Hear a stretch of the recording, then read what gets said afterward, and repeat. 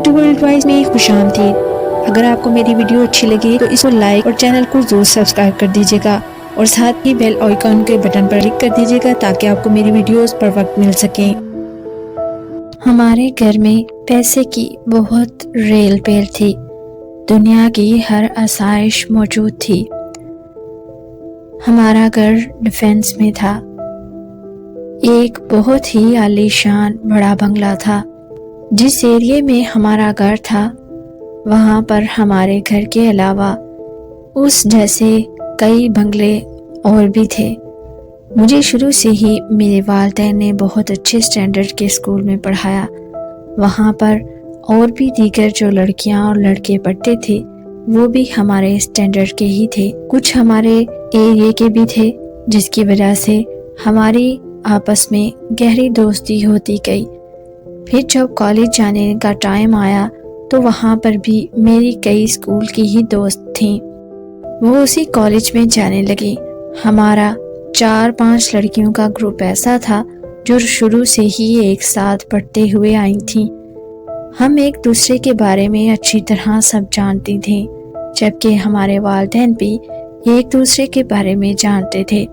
School میں پڑھائی کے دوران ہم کبھی کبھار ایک دوسرے کے گھر میں بھی چلی جاتی، لیکن اب کالج کی پڑھائی کو لے کر ہم اکثر ہی ایک دوسرے کے گھر میں چلی جاتی۔ چونکہ گھر بھی قریب تھے اس وجہ سے ہمارے گھر والے بھی نہیں ٹوکتے تھے۔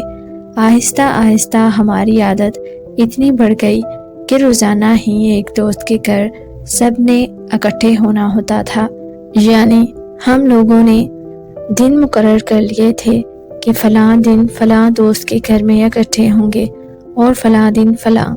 پڑھائی کا تو بہانہ تھا، ویسے تو ہم نے گپ شپ لگانی ہوتی تھی، ہاں تھوڑی بہت پڑھائی بھی کر لیتی تھی۔ ہمارے کالج میں دیگر لڑکیاں پڑھتی تھیں، ان میں سے کئی لڑکیاں ہمارے گروپ میں شامل ہوئیں، اگرچہ وہ بھی ہمارے سٹینڈرڈ کی ہی تھیں، لیکن وہ کسی اور اسکول سے پڑھ کر آئی تھیں۔ ایسے میں ہماری ملاقات ایک ایسی لڑکی سے ہوئی جو کہ ہمارے سٹینڈرڈ کی تو تھی، لیکن وہ بہت ہی ہم سے مختلف تھی۔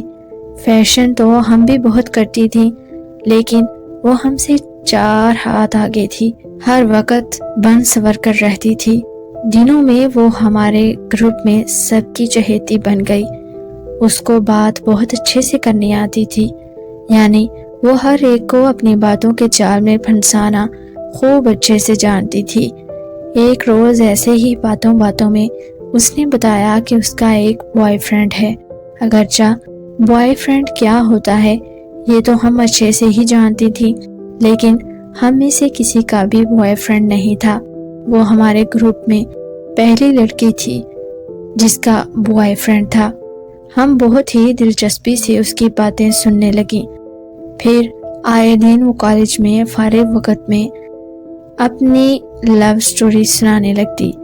دھیرے دھیرے سب کے دل میں بھی یہ خواہش کہیں نہ کہیں بڑھنے لگی کہ ہمارا بھی بوائے فرینڈ ہونا چاہیے، ہمیں بھی کوئی گفٹ دے اور ہمیں بھی دیوانوں کی طرح چاہنے والا ضرور ہونا چاہیے۔ ایک تو وہ لڑکی ایسی تھی اور اوپر سے وہ وقت بھی ایسا تھا۔ اس عمر میں انسان بہت جلد ہی بہک جاتا ہے اور اس بہکاوے میں وہ بعض اوقات بہت بری طرح پھسل کر گر جاتا ہے۔ ایسا ہی ہمارے ساتھ بھی ہوا۔ وہ لڑکی اگرچہ ہمارے محلے کی تو نہ تھی، مگر وہ دوستوں کے گھر میں بھی آنے لگی۔ اس طرح اس کی دوستی اور گہری ہوتی گئی اور اس کا اثر ہم پر زیادہ پڑنے لگا۔ اس نے ہمیں اپنا بوائے فرینڈ بھی دکھایا اور یہ بھی بتایا کہ وہ اس کے ساتھ اکثر ڈیٹ پر جاتی ہے۔ مزید کچھ دن اور گزرے اور ہمارے گروپ میں موجود ایک دوست نے اس سے کہا کہ اس نے بھی ایک بوائے فرینڈ بنانا ہے، تم کوئی اچھا سا لڑکا دیکھو۔ اس نے پھر اپنے بوائے فرینڈ سے بات کی تو وہ مزید اور لڑکوں کو لے کر آنے لگا۔ وہ ہمارا مکمل طور پر ذہن بنا چکی تھی کہ ہر لڑکی کا بوائے فرینڈ ضرور ہونا چاہیے۔ اس طرح دیکھتے ہی دیکھتے ہمارے گروپ میں موجود 8 لڑکیوں میں سے 5 لڑکیوں کے بوائے فرینڈ بن گئے، جن میں میں بھی شامل تھی۔ یہ سب بوائے فرینڈز ہمارے اس دوست کے بوائے فرینڈ کے دوست تھے۔ پہلے تو ہماری بات چیت فون پر ہوتی تھی، پھر بات یہاں تک پہنچ گئی کہ ہم بھی ڈیٹس پر جانے لگے۔ ہماری اسی دوست نے ہمیں راہ دکھائی۔ کالج سے فارغ ہو کر جب ہم گھر آتی تو ہمیشہ کی طرح ایک دوست کے گھر میں اکٹھے ہونا ہوتا تھا۔ جب اس کے گھر میں جاتی تو ان 8 لڑکیوں میں سے 2 دوستیں اپنے بوائے فرینڈ کے ساتھ ڈیٹ پر چلی جاتی، پھر اگلے روز دوسری 2 دوستیں چلی جاتی، جب تک باقی 6 پیچھے اپنے گھر والوں کو پاگل بناتی رہتی۔ چونکہ ہم اب بڑی ہو چکی تھی، اس وجہ سے ہمارے گھر والے بھی یہ جانتے تھے کہ ہم اپنی حفاظت کر سکتی ہیں، اور سب سے بڑھ کر یہ کہ وہ ایک دوسرے کو اچھی طریقے سے جانتے تھے۔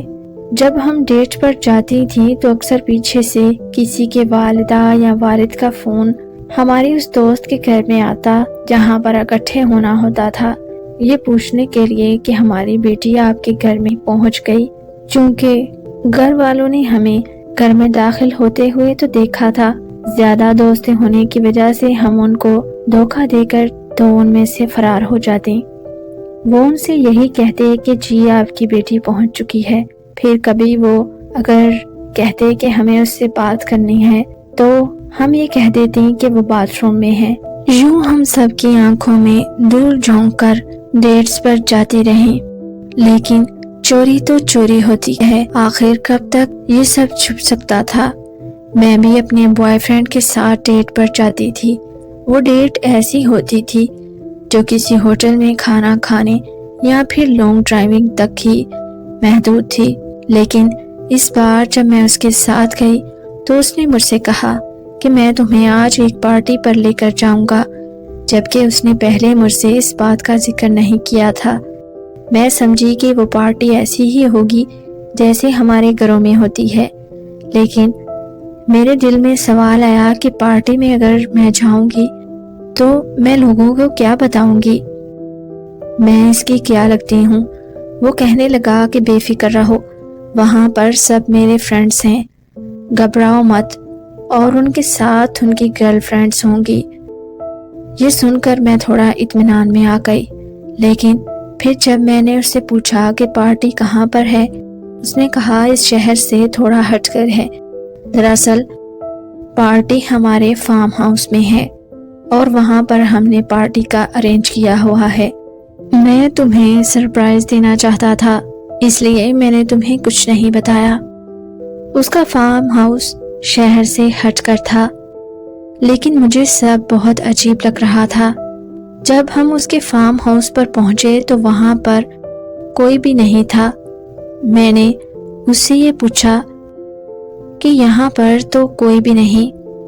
وہ مجھ سے کہنے لگا ابھی پارٹی میں تھوڑا وقت ہے، تم پریشان مت ہو، دراصل ہم ہوسٹ ہیں، اس وجہ سے ہمیں جلدی آنا تھا۔ یوں مجھے وہ اپنی باتوں سے مطمئن کرتا رہا۔ ابھی ہمیں وہاں پر پہنچے 5 منٹ ہی گزرے تھے کہ ایک کار آئی، اس میں سے 3 اور لڑکے نکلے۔ جب میں نے انہیں دیکھا تو میں نے اپنے بوائے فرینڈ کی طرف گھبرا کر دیکھا۔ مجھے تو بہت ہی عجیب لگا، کیونکہ وہ لڑکے مجھے بہت عجب نظر سے دیکھ رہے تھے، کافی اوباش معلوم ہو رہے تھے۔ اتنے میں ایک ملازم وہاں پر جوس لے کر آیا۔ میرے بوائے فرینڈ نے جلدی سے بولا کہ تم یہ جوس پیو، گھبراؤ مت، کچھ بھی نہیں ہوگا۔ میں نے اس سے کہا ان لڑکوں کے ساتھ کوئی لڑکی نہیں، کیا یہاں پر صرف لڑکوں کی پارٹی ہے؟ وہ میری بات کو ٹالتے ہوئے زبردستی میرے ہاتھ میں جوس پکڑا کر اس بات پر زور دینے لگا کہ جوس پی لو۔ اس گھبراہٹ میں مجھے کچھ بھی نہیں معلوم پڑا اور میں نے وہ جوس پی لیا۔ جوس پیتے وقت مجھے جوس کا ذائقہ تھوڑا عجیب لگا، لیکن میں اتنے گھونٹ پی چکی تھی جس سے مجھ پر اس جوس کا اثر ہو گیا۔ اس جوس میں کوئی نشہ آور چیز ملائی گئی تھی۔ وہ جوس پیتے ہی میری آنکھوں کے آگے اندھیرا آنے لگا، اور پھر جب مجھے ہوش آیا تو میں اسی فارم ہاؤس کے ایک بند کمرے میں لیٹی ہوئی تھی۔ کمرے کے ایک طرف کھڑکی تھی جس سے باہر کی روشنی اندر آ رہی تھی۔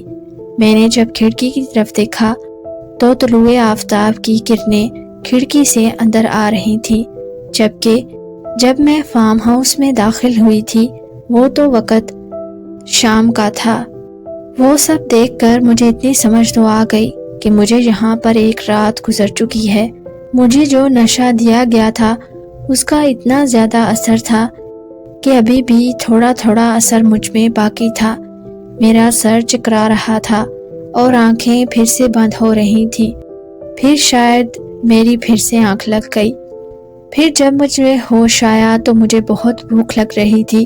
اتنے میں کمرے کا دروازہ کھلا اور میرا بوائے فرینڈ ان 3 لڑکوں کے ساتھ کمرے میں داخل ہوا۔ وہ کہے لگا رہے تھے۔ میں نے ان کو دیکھتے ہی رونا شروع کر دیا کیونکہ میں سمجھ چکی تھی کہ میں برباد ہو چکی ہوں۔ مجھے روتا ہوا دیکھ کر وہ غصے میں آ کر کہنے لگے، ابھی کے ابھی چپ کر جاؤ ورنہ بہت برا ہوگا، اور ہاں گھر میں کچھ بھی جا کر مت بتانا، کسی دوست کو بھی مت بتانا۔ یہ کہہ کر انہوں نے میری طرف چند پیسے پھینکے اور بولے، آٹو لے کر اپنے گھر چلی جاؤ۔ پھر انہوں نے مجھے اس فارم ہاؤس سے باہر نکال دیا۔ وہ فارم ہاؤس شہر سے ہٹ کر تھا، وہاں پر اتنی آبادی بھی نہیں تھی، آٹو مجھے کہاں سے ملتا؟ میں ویسے ہی بری حالت میں سڑک پر روتے ہوئے جلدی سے جا رہی تھی۔ اتنے میں وہاں سے ایک کار گزری۔ انہوں نے مجھے اس طرح بے حال دیکھ کر کار کھڑی کر لی۔ اس کار میں ایک رحم دل میاں بیوی تھے جنہوں نے مجھ سے میرا نام پتہ پوچھا اور مجھ سے پوچھنے لگے کہ تم یہاں پر کیسے آئی ہو اور تمہاری حالت کس نے کی ہے۔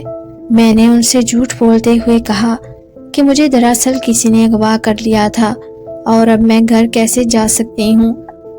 انہوں نے پھر مجھ سے میرے والد کا نمبر لیا اور انہوں نے میرے والد کو کال کر کے بتایا۔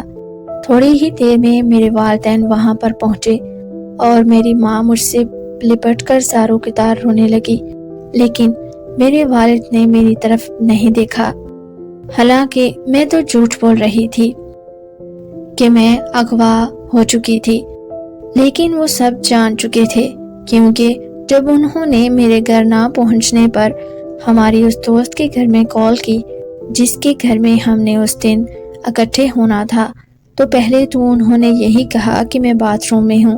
جب ٹائم زیادہ ہو گیا تو وہ پھر سے فون کرنے لگے۔ پھر آخر کار اس طرح سب کا بھانڈا پھوٹ گیا اور اس دوست کے گھر والوں کو بھی سب معلوم پڑ گیا، لیکن سب سے زیادہ دوستوں میں برباد ہوئی چونکہ ہم بہت امیر تھے اور میرے والد کے پاس بہت پیسے تھے، اس لیے انہوں نے کوئی رپورٹ تو درج نہیں کروائی، لیکن انہوں نے گاؤں میں اپنی کسی کزن سے بات کی اور ان کے بیٹے کو روشن باغ دکھاتے ہوئے کہا کہ ہماری بیٹی تھوڑی مشکل میں ہے، ہم نے اس کی جلدی سے شادی کرنی ہے، آپ لوگ شادی کروا لیں، ہم آپ کے بیٹے کو لندن میں شفٹ کروا دیں گے اور اس کو بزنس بھی کروا دیں گے۔